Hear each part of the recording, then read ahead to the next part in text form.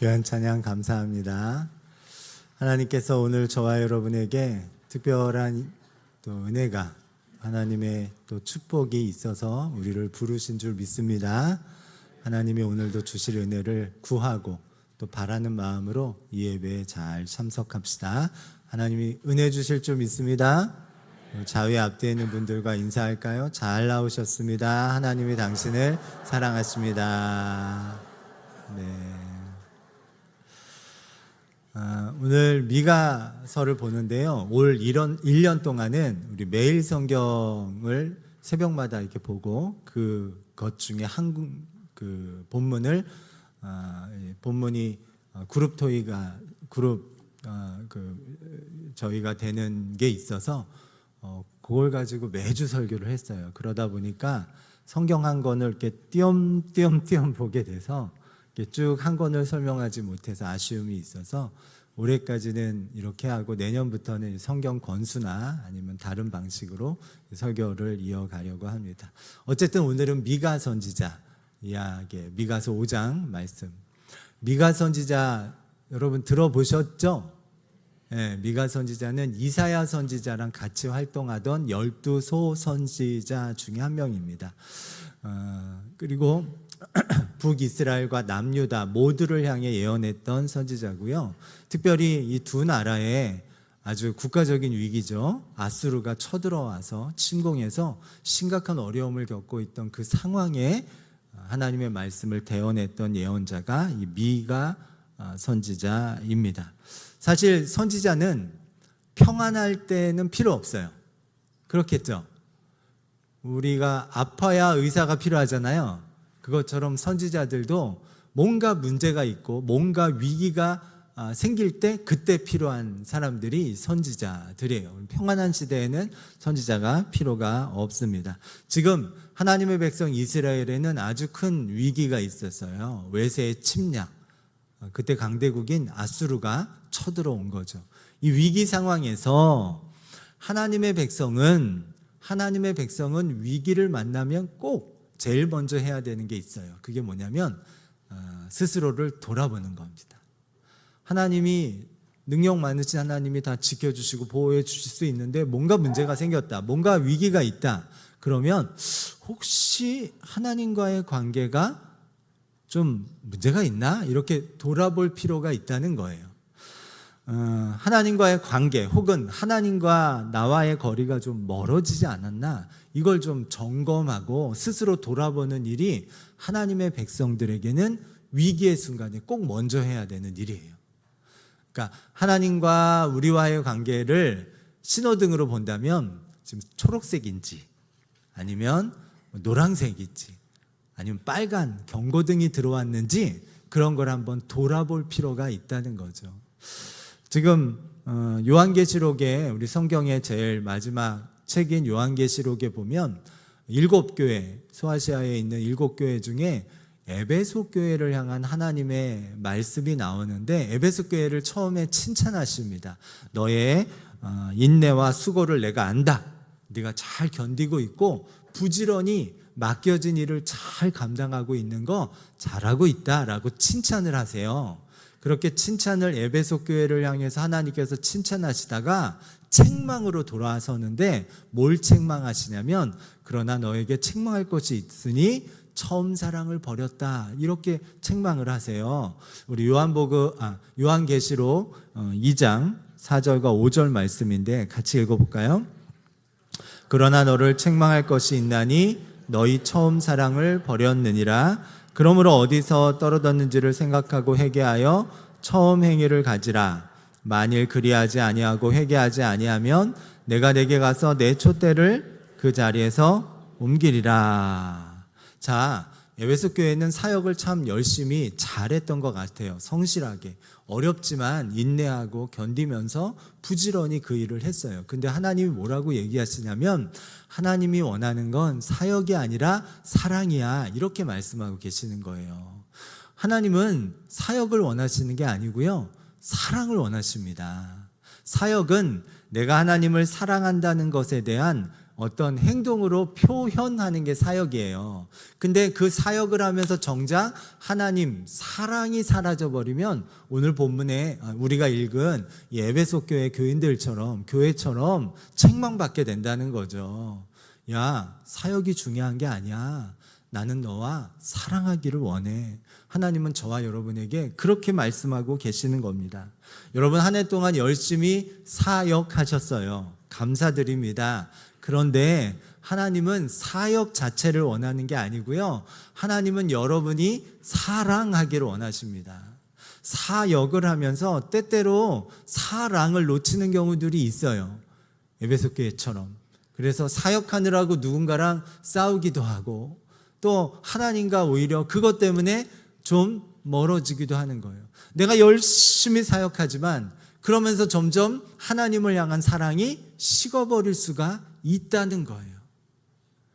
그래서 우리는 이때쯤 되면 연말이 되면 우리는 나와 하나님과의 관계, 내가 하나님을 사랑하는 그 부분, 하나님과 나와의 관계는 지금 초록색인지 노란색인지 빨간색 경고등이 들어왔는지를 살펴보고 돌아봐야 합니다. 여러분 어떻습니까? 여러분의 1년의 시간은 어떻게 기록되어 남을 것 같습니까? 하나님과의 관계는 어떻습니까? 하나님과의 거리는 작년보다 더 가까워졌습니까? 아니면 그대로입니까? 다소 멀어졌습니까? 사역을 더 열심히 한 것 같은데 그 사역을 하면서 하나님에 대한 사랑, 이웃을 향한 사랑은 더 풍성해졌습니까? 아니면 사역만 열심히 해냈습니까? 한번 이 교회에 천천히 돌아볼 수 있기를 주님의 이름으로 축원합니다. 어쩌면 연말은 그래서 나를 돌아보는 시간으로 매년 하나님께서 주시는 건지도 몰라요. 돌아봐라. 하나님과의 관계가 어떤지, 사랑과의 관계가 어떤지 돌아봐라. 너 사랑하고 있는지 돌아봐라. 그렇게 연말이라는 시간을 주시는 것 같습니다. 대전에서 목회하는 김정훈 목사님이라는 분이 있어요. 저하고는 한 10년 전부터 이제 알고 지내고 교제하고 다니는 그런 목사님인데 외고를 나와서 서울의 좋은 대학을 나왔고 이제 신학대학 가서 목사가 됐어요. 10년 전쯤 만났는데 평안하게 목회 잘하고 있었어요. 그러다가 5년 전쯤에 2020년에 뜬금없이 저한테 교회를 개척하겠다고 그러는 거예요. 그래서 제가 뭘 한다 그러면 이렇게 응원하는 편인데 그때는 응원을 못 하겠더라고요. 교회 개척이 얼마나 힘든 걸 겪어봐서 알기 때문에 잘 생각했다라고 말을 못 했어요. 그래서 힘들 게 뻔해 보여서 그것도 뭐 교인이 따로 있는 것도 아니고 이제 가족들하고 같이 집에서 시작한다 그러니까 안 되겠다 싶어서 이제 좀 맛있는 거 사 먹으라고 50만 원을 이렇게 해가지고 보낸 적이 있어요. 일단 잘 먹여야지 그 다음에 잘 달려갈 수 있을 것 같아서 이 목사님이 걱정과 달리 교회를 잘 세워갔고요. 교인들을 잘 사랑하고 있습니다. 그래서 그 내용을 얼마 전에 이제 책으로 출간을 했어요. 그 책 제목이 교회가 작다고 사랑이 작지 않아 라는 책을 출간했어요. 교회를 개척해서 개척교회를 하고 있는데 굉장히 밝습니다. 우울하지 않고요. 행복하게 밝게 그렇게 목회를 하고 있어요. 그래서 자기가 이렇게 밝게 목회할 수 있는 이유를 그 책에서는 뭐라고 설명해 놨냐면 추어탕 목회를 한다 이렇게 써놨더라고요. 추어탕 목회. 여러분 추어탕 목회 들어본 적 있어요? 뭐 추어탕 먹으면서 하는 목회가 아니라 이 책의 내용을 보니까 추어탕처럼 나를 갈아 넣는 목회라고 하더라고요. 그래서 이게 반전이고 약간의 아이러니인데 내 걸 챙기고 나를 어떻게 보호하고 막 이러면서 목회하면 행복할 수 없는데 오히려 그냥 나를 다 던져서 교회를 위해서 성도를 위해서 나를 갈아 넣으면 오히려 행복해지더라. 반전이죠. 그런 목회를 하고 있다고 얘기를 해요. 그러면서 이 목사님은 교인들을 위해서 정말 본인 책에서는 이 삽질이라고 표현하던데 사랑의 삽질을 합니다. 그래서 가끔 뭔가 생뚱맞은 일을 하면 또 사랑의 삽질을 하나 보다 이렇게 생각을 해요. 근데 얼마 전에 춥잖아요, 요즘. 추운데 밖에 좌판을 깔고 양말을 팔고 있다는 소식을 제가 들었어요. 자, 목사님이 멀쩡히 목회하던 목사님이 어느 날 갑자기 길가에다가 좌판을 이렇게 열고 깔고 거기서 양말을 판다. 그러면 여러분은 어떤 생각이 들겠어요? 뭔가 좀 이상한 생각이 들지 않겠어요? 근데 이 목사님을 잘 아는 사람들은 이렇게 생각합니다. 또 누군가를 위한 사랑의 삽질을 하는구나. 그래서 어떻게 했냐? 전화해서 양말을 잔뜩 샀어요. 필요도 없는데 한 60컬레를 샀습니다. 스포츠 양말이라고 잘 안 팔리는 걸로 보내달라 그래갖고 이번 주에 올 텐데 뭘 할지 모르겠어요. 태국 갈 때 가져갈까 이렇게 생각하는데 두꺼운 양말 같은데 태국엔 필요 없을 것 같기도 하고 하여튼 그렇습니다. 근데 저뿐만이 아니라 많은 목사님들이 연락을 해서 이거를 이제 사가신다는 거예요. 원래 처음에 할 때는 지인들한테는 안 팔려고 했는데 그러면서 자기가 어쨌든 목회를 아까 얘기한 추어탕 목회로 하면서 교인들에게 사랑을 갈아 넣으면서 사랑의 삽질을 하면서 그렇게만 목회하는 줄 알았는데 이때 보니까 나도 누군가에게서 사랑의 삽질을 겪고 있구나 라는 걸 깨닫게 되었다는 거예요. 연말에 이 시간을 통해서 그걸 스스로 돌아보는 시간이 된 거죠. 여러분은 어떻습니까? 누군가를 위해서 사랑의 삽질을 하고 있습니까? 속으로 크게 들리긴 했는데 한번 돌아보는 시간이 됐으면 좋겠어요. 여러분, 특별히 우리 하나님의 백성들은요, 연말이 되면 하나님과 나와의 관계가 어떤지 꼭 점검해 봐야 돼요. 하나님과 나와의 관계가 지금 신호등 무슨 색깔인지, 초록색인지 노란색인지 빨간색인지 그거 꼭 돌아봐야 합니다. 어떻게 돌아볼 수 있냐? 예배 생활을 보면 돼요. 내가 예배를 정말 힘써서 나오고 있는지. 기도 생활을 보면 돼요. 금요 기도회든 새벽 예배든 기도의 자리가 있으면 내가 힘써서 나오고 있는지 아니면 그렇지 않은지. 그리고 하나님이 제일 좋아하시는 거 그게 뭐예요? 영혼 구원. 영혼 구원. 내가 전도하는 일에 힘을 썼는지, 내가 누군가를 전도했는지, 아니면 전도는 못했더라도 전도하려는 마음, 그런 마음은 가졌는지. 우리가 만약 하나님의 백성임에도 불구하고 이 영혼 구원에 대한 마음조차 없었다면 그저 내가 사는 거, 또 내 성공, 내 축복만을 위해서 신앙생활을 했다면 어쩌면 나는 지금 하나님과의 관계가 초록색이 아닐 수 있습니다. 노란색일 수 있어요. 아니면 빨간 경고등이 들어왔을 수도 있어요. 왜? 하나님의 백성이면, 하나님의 자녀면 하나님이 좋아하시는 거 나도 같이 좋아하게 되어 있거든요. 하나님은 영혼 구원을 가장 좋아하시거든요. 거기에 대한 마음이 나한테 있었는지를 돌아봐야 돼요. 아무것도 없었다면 이거 좀 심각하게 나를 스스로 돌아볼 필요가 있습니다. 하다못해 성경 호빵이라도 잔뜩 샀어야 돼요. 하나님이 사랑하시는 일을 위해서 말이죠. 자, 오늘 미가 선지자가 활동하던 이스라엘, 북이스라엘과 남유다 시대는 어땠을까요? 하나님과의 관계가 초록색일까요? 노란색일까요? 빨간 경고등이 켜졌을까요? 빨간 경고등이 켜졌겠죠. 아까도 얘기한 것처럼 선지자가 활동할 때는 뭔가 문제가 있기 때문에 활동한 거니까. 이 빨간 경고등이 켜졌습니다. 이유는 이 북이스라엘과 남유다, 특별히 그 수도죠. 사마리아와 예루살렘에 있는 이 각 나라의 지도자들이 하나님과의 관계에 문제가 심각하게 생겼어요. 빨간 경고등이 들어왔어요. 그래서 그들을 깨닫게 하려고 미가 선지자가 선포하는데 그걸 듣지 않아서 결국 아수르라는 강대국을 통해서 지금 침공을 당하고 있는 겁니다. 그걸 1절에서는 뭐라고 표현했냐면 재판자들이 뺨을 맞는다 이렇게 표현하고 있어요. 재판자들이라는 말이 차파트라는 단어인데 우리 사사기에 나오는 사사들 쇼페팀하고 어원이 같아요. 재판하는 이라는 뜻을 가지고 있는데 그러니까 지도자들이란 뜻이에요. 지도자들이 뺨을 맞는다는 얘기가 1절 말씀이에요. 우리 1절 말씀 같이 읽어볼까요? 딸 군대여 너는 때를 모을지어다 그들이 우리를 에워쌌으니 막대기로 이스라엘 재판자의 뺨을 치리로다. 지금 심각한 문제가 너희들에게 생겼어. 하나님과의 관계에 지금 빨간 경고등이 들어왔어. 그래서 그거 깨닫게 하려고 너희 지도자들의 뺨을 쳤어. 근데 뺨을 보통은 손으로 치잖아요. 손이 아니라 뭐로 쳐요?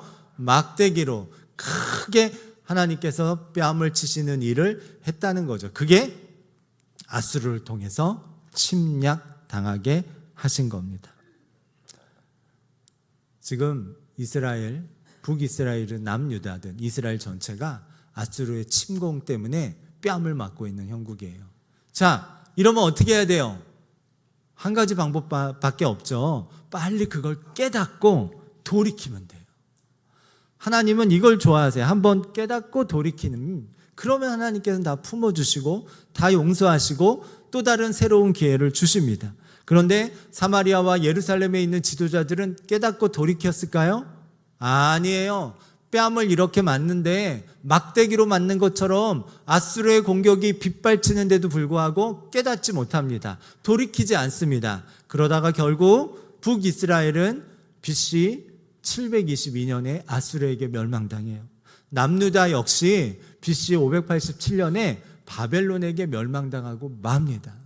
깨닫지 못하니까, 마저도 돌이키지 않으니까. 여러분, 깨닫는 게 큰 은혜인 줄 믿습니다. 그죠? 깨닫는 게 은혜예요.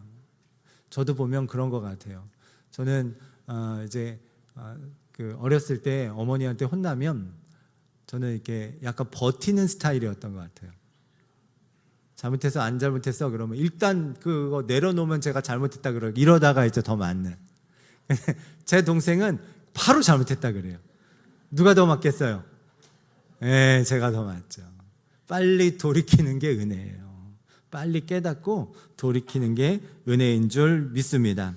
한 해를 돌아보면 아쉬운 부분이 분명 있을 거예요. 중요한 것은 뭘 성공했냐, 실패했냐, 잘 됐냐, 잘못됐냐가 아니라 내가 이후로 어떻게 해야 되느냐. 다시 얘기해서 빨리 깨닫고 하나님과의 관계를 깨닫고 하나님의 마음을 깨닫고 돌이키는 게 저와 여러분에게 가장 큰 은혜요, 중요한 지금의 시기에 해야 되는 일인 줄 믿습니다. 하나님께서는 돌이키면 다시 회복시키십니다. 그래서 이스라엘을 다시 회복시키세요.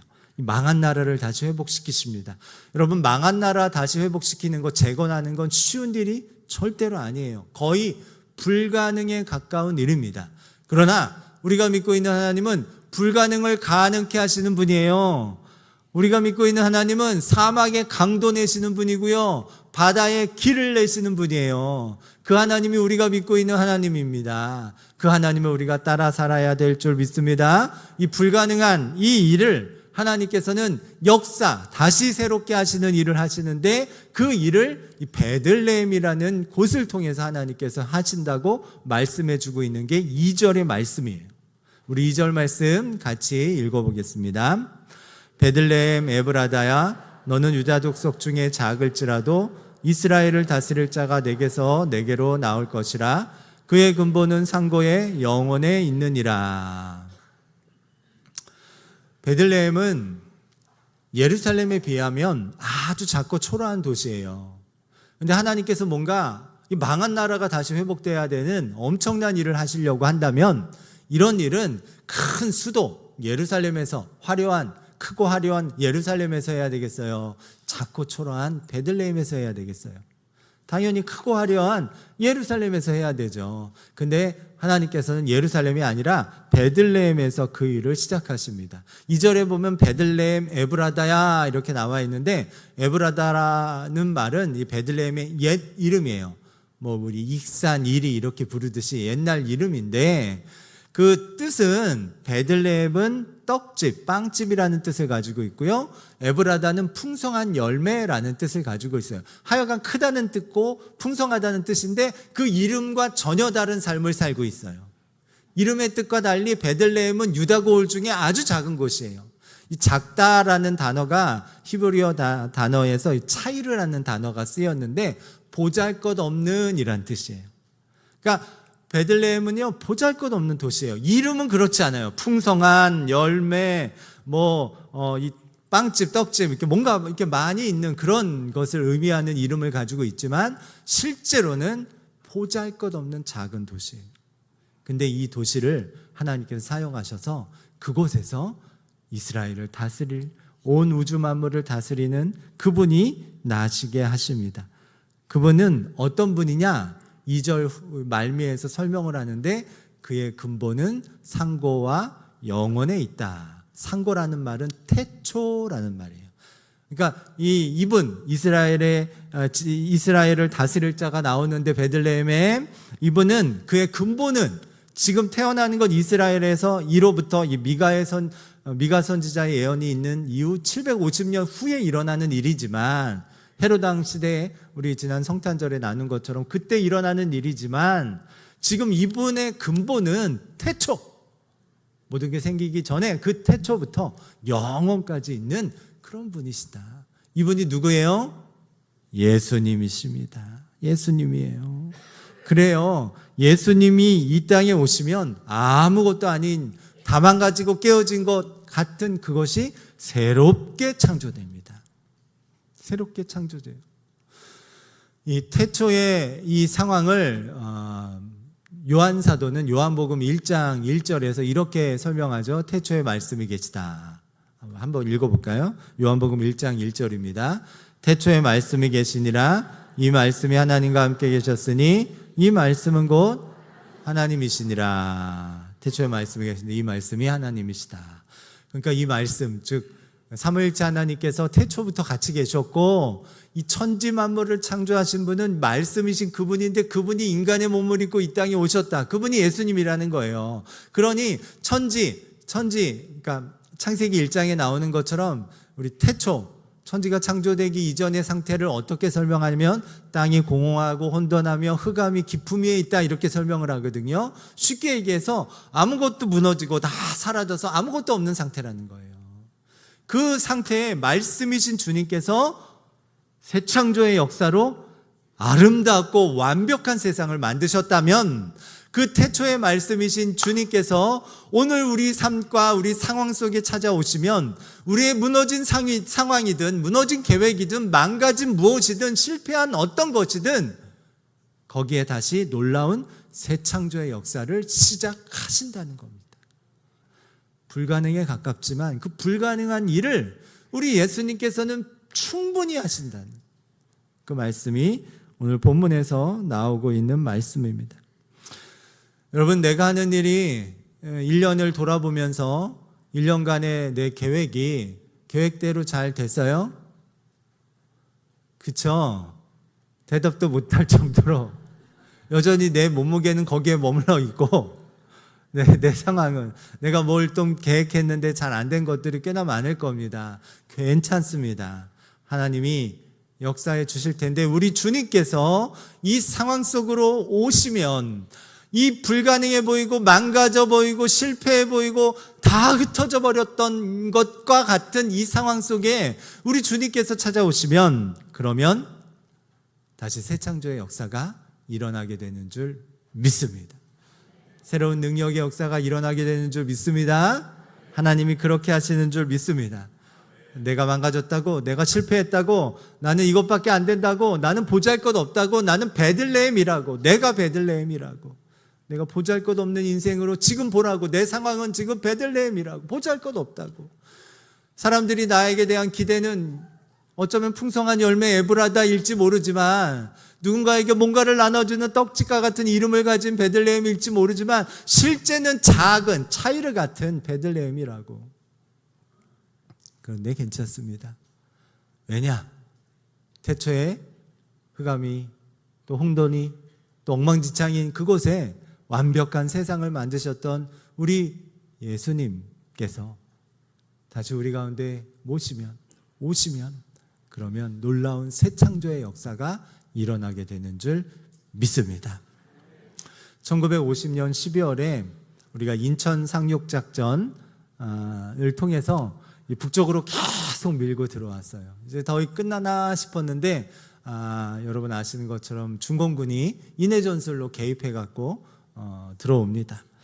그래서 국군과 연합군이 밀고 올라가 두만강 코앞까지 갔다가 결국 전세가 역전돼서 후퇴하게 돼요. 그때 메가더 사령관이 결국은 이 흥남 해상으로 다 철수하라는 명령을 내립니다. 그렇게 영하 30도의 추위에 이 흥남 부두에 미 제10군단, 국군 제1군단을 비롯한 병력들이 다 집결하게 되고요. 피난민들도 자유를 찾아서 남한으로 내려오기 위해서 그 흥남 부두에 다 모입니다. 수많은 사람들이 거기에 몰려들었어요. 12월 15일 드디어 흥남부두 철수 작전이 시작됩니다. 미 군함과 화물선을 통해서 이 병력과 무기를 실어서 이제 다시 수송해서 항구를 탈출하는 그런 작전을 시행하죠. 정부는 그것에 맞춰가지고 피난민들을 함께 이렇게 피난시키는 일을 그 작전을 같이 병행을 합니다. 작전 8일째 해상에 정박 중이던 화물선, 여객선 아니고요, 화물선이에요. 메로디스 빅토리오가 이제 항구로 들어옵니다. 물자를 실어서 돌아가기 위해서 들어와요. 근데 멀리 선착장을 바라보니까 거기에 있는 네너드 라루 선장이 쌍안경을 통해서 이렇게 흥남부두를 관찰했더니 이 물자도 물자지만 피난민들이 새까맣게 모여서 뭐 이들도 탈출을 해야 되는데 탈출할 방법이 없어서 여기까지 왔는데 배는 부족하니까 어떻게 해야 되나 발만 동동 구르고 있는 모습이 눈에 들어왔어요. 그래서 명령은 물자를 싣고 퇴각하는 건데, 탈출하는 건데 물자를 도로 다 내려놓고 거기에 사람들을 태우기 시작합니다. 원래 빅토리오에는 사람 정원은 60명이었어요. 그런데 지하 5층, 4층, 3층 가판에 이르기까지 사람들, 피난민들을 잔뜩 태워요. 그래서 정원 60명인 이 화물선에 화물은 내리고 사람을 태워서 14,000명을 태웁니다. 그리고 그곳을 빠져나올 수 있게 됩니다. 그렇게 빠져나온 날짜가 12월 23일이에요. 12월 23일 날 흥남부두를 탈출해가지고 이제 돌아옵니다. 부산항에 원래 내리려고 했는데 부산항에 워낙 사람들이 많아서 내리지 못하고 거제항에 사람들을 내려놓게 됩니다. 그날이 12월 25일 성탄절 아침이에요. 그리고 이틀 동안 이 배 타고 오는 사이에 그 배 안에서 완전히 망한 나라 아닙니까? 이제 뭐 끝나버린 거 전쟁으로 다 폐허가 되지 않았습니까? 근데 거기에 새 생명이 그 안에서 이틀 동안 나오는 동안 5명의 아이가 태어납니다. 배 안에서. 그래서 미군들이 이름을 붙였어요. 김치 1, 김치 2, 김치 3, 김치 4, 김치 5까지. 그래서 김치 5에 해당됐던 그분이 지금 거제 장승포 가축병원에 있는 이경필 원장님이에요. 자기가 김치 5라고 TV 한번 나온 적이 있어요. 우리 사진 한번 보실래요? 네, 이게 흥남부두고요. 그 다음 사진 보시면, 네, 이 가판. 뭐 지하부터 해서 가판에 저렇게 새까맣게 사람들이 있었죠. 저기에 임산부 중에 하나가 이경필 원장의 어머니인 거죠. 그래서 오는 동안. 그리고 저기에 있는 사람들 중에 한 명이 여러분 잘 아시는 성심당 창업주 임길순 씨입니다. 저렇게 흥남부두에서 철수해서 피난민으로 왔다가 대전에 정착해서 성당의 신부님이 밀가루 포대 2개를 주는데 그거 가지고 찐빵 만들어서 팔기 시작하면서 대전의 명물인 성심당이 시작이 되었습니다. 하나님은 다 끝났다. 몽땅 실패했다. 더 이상 어떤 소망도 없다. 아무것도 볼 것도 없다. 나는 이것밖에 안 된다. 나는 초라하다. 나는 보잘것 없다. 내 인생은 이제 미끄러지는 것밖에 남지 않았다라고 하는 그때, 나라가 쑥대밭이 되고 기반 시설이 다 망해버린 그때 하나님은 또 다른 새로운 역사를 시작하십니다. 새 생명이 탄생하게 하고요, 새 역사가 일어나게 해서 오늘의 대한민국이 되게 하셨어요. 그 하나님이 우리가 믿고 있는 아버지 하나님이에요. 태초에도 그런 일을 하셨고, 이때도 그때도 하셨고, 지금도 여러분과 저와 삶 속에 그걸 하기를 원하십니다. 단 하나님과의 관계가 초록색이어야 해요. 노란색이나 경고등 빨간색이 들어와서는 안 돼요. 다시 하나님과의 관계를 돌아보고 소망합시다. 하나님은 반전의 하나님이십니다. 다 망했다고 하는 그때, 실패했다고 하는 그때, 보잘것없다고 생각하는 그때 놀라운 하나님의 역사를 일으키십니다. 올해 잘 마감하고 이 말씀 붙들고 새해를 완벽하게 맞이하시는 저와 여러분 다 되시길 주님의 이름으로 축원합니다. 우리 함께 일어서서 찬송하겠습니다.